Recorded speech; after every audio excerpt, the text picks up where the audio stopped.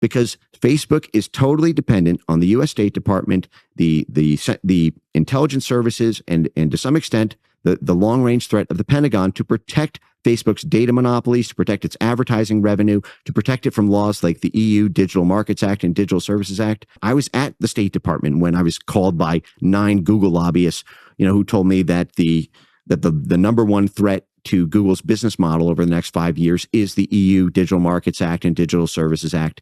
They need the protection of Big Daddy State Department for favors for their profits. And so they play ball with the State Department's censorship demands in order to preserve that. But they are under the barrel of it.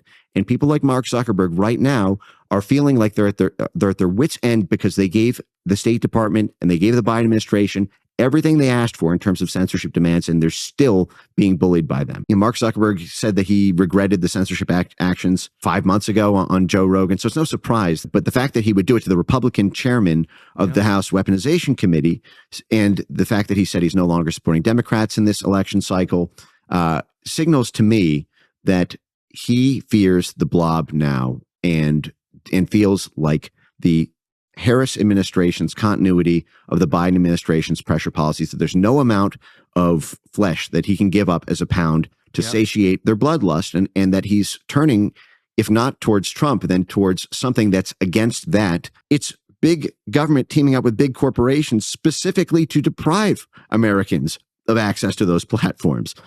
But again, it's to protect the institutions against the individuals.